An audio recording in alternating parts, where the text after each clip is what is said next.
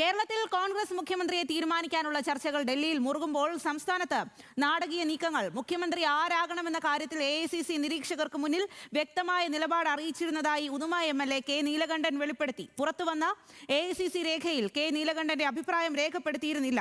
അതേസമയം KC വേണുഗോപാലിനെ പിന്തുണച്ച് KPCC president Sunny Joseph അടക്കമുള്ളവർ നൽകിയ രഹസ്യരേഖ പുറത്തുവന്നത് ഗ്രൂപ്പ് പോര് രൂക്ഷമാകുകയാണ്. രേഖയിലുള്ള കാര്യങ്ങളെക്കുറിച്ച് അറിയില്ല എന്നായിരുന്നു KPCC പ്രസിഡന്റ് സണ്ണി ജോസഫിന്റെ പ്രതികരണം.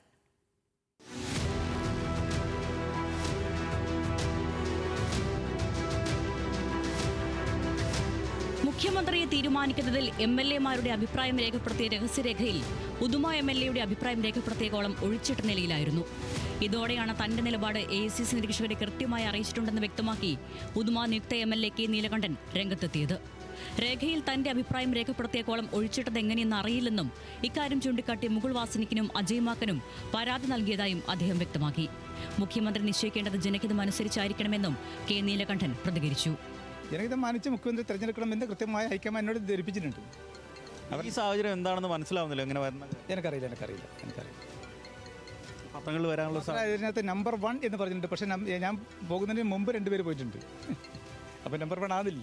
MLA-മാരുടെ പിന്തുണ വ്യക്തമാക്കുന്ന രഹസ്യരേഖ പുറത്തുവന്നത് കോൺഗ്രസ് ക്യാമ്പുകളെയും ഞെട്ടിച്ചു. KC വേണുഗോപാലിനെ പിന്തുണച്ച് KPCC president Sunny Joseph, T Siddique, Sandeep Warrier എന്നിവർ ഒപ്പിട്ട രേഖയാണ് പ്രചരിക്കുന്നത്. എന്നാൽ ഹൈക്കമാൻഡ് തീരുമാനം അംഗീകരിക്കുമെന്നാണ് താൻ നേതൃത്വത്തെ അറിയിച്ചതെന്നും രേഖയിലെ കാര്യങ്ങളെക്കുറിച്ച് അറിയില്ലെന്നുമാണ് KPCC പ്രസിഡന്റ് സണ്ണി ജോസഫിന്റെ പ്രതികരണം. എനിക്ക് ആ പേപ്പറിൻ്റെ അതിൻ്റെ വസ്തുനിഷ്ഠയെ സംബന്ധിച്ച് എനിക്കറിയില്ല. അത് മുകുൾ വാസനിക്കിൻ്റെ കയ്യിലെ പേപ്പറാണോ എന്ന് എനിക്കറിയില്ല. എന്താ എഴുതിയതെന്നും എനിക്കറിയില്ല. അതിനിടെ നേതാക്കൾക്കായി പരിധികൾ വീട്ടാണികൾ ഇന്നും തെരുവിലിറങ്ങി. കടുത്തുരുത്തിൽ VD സതീശൻ അനുകൂലി ദേഹത്തെ പെട്രോൾ ഒഴിച്ച് പ്രതിഷേധിച്ചത് പരിഭ്രാന്തി പരത്തി. തിരുവനന്തപുരം, എറണാകുളം, കോട്ടയം, മലപ്പുറം, കണ്ണൂർ നഗരങ്ങളിൽ സതീശനായി വീണ്ടും ഫ്ലെക്സ് ബോർഡുകൾ ഉയർന്നു. VD സതീശനെ മുഖ്യമന്ത്രിയാക്കണമെന്നാവശ്യപ്പെട്ട് ആലുവയിൽ മൈക്ക് അനൗൺസ്മെന്റും പ്രകടനവും നടന്നു. ഒരു ഡസനിലധികം മന്ത്രിമാർ തോൽക്കുന്നത് പിണറായി വിജയന്റെ മുഖത്ത് നോക്കി പറഞ്ഞ കേരളത്തിന്റെ തന്റേടമുള്ള കോൺഗ്രസ് നേതാവ് VD സതീശൻ അവർ പടനയിച്ചുകൊണ്ടിരുന്ന നായകനാകട്ടെ. പത്തനംതിട്ടയിൽ സാമൂഹ്യ കൂട്ടായ്മയുടെ പേരിലായിരുന്നു VD അനുകൂലികളുടെ പ്രകടനം.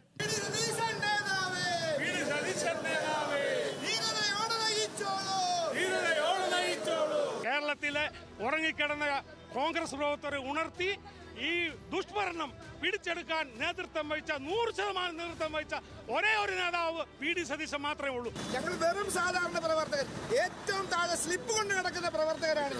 ഞങ്ങളുടെ വികാരം ഞങ്ങൾ ഇപ്പം പ്രകടിപ്പിച്ചില്ലെങ്കിൽ ഇനി എന്ന് പ്രകടിപ്പിക്കാൻ പറ്റും? തിരുവനന്തപുരത്തും കൊല്ലത്തും KC വേണുഗോപാലിനായി ഫ്ലെക്സുകൾ സ്ഥാപിക്കപ്പെട്ടപ്പോൾ KPCC ആസ്ഥാനത്തിന് മുൻപിലെ KC അനുകൂല ഫ്ലെക്സിൽ കരിയോയിൽ ഒഴിച്ച നിലയിൽ കണ്ടെത്തി. ഇരിക്കൂറിൽ നിന്ന് മത്സരിച്ച് നിയമസഭയിലെത്താനാണ് KCയുടെ നീക്കം. എന്നാൽ തനിക്ക് ഇനിയൊരു അവസരം ലഭിക്കില്ലെന്നും ഇത്തവണ പരിഗണിക്കണമെന്നും ആവശ്യപ്പെട്ട് രമേശ് ചെന്നിത്തലയും ഹൈക്കമാൻഡിനുമേൽ ശക്തമായ സമ്മർദ്ദം ചെലുത്തുന്നുണ്ട്. നേതാക്കളുടെ കടുംപിടുത്തവും അണികളുടെ തെരുവിലെ പോരും ഹൈക്കമാൻഡിനെ പ്രതിസന്ധിയിലാക്കിയിരിക്കുകയാണ്. വിവിധ ബ്യൂറോകൾക്കൊപ്പം ന്യൂസ് മലയാളം, തിരുവനന്തപുരം.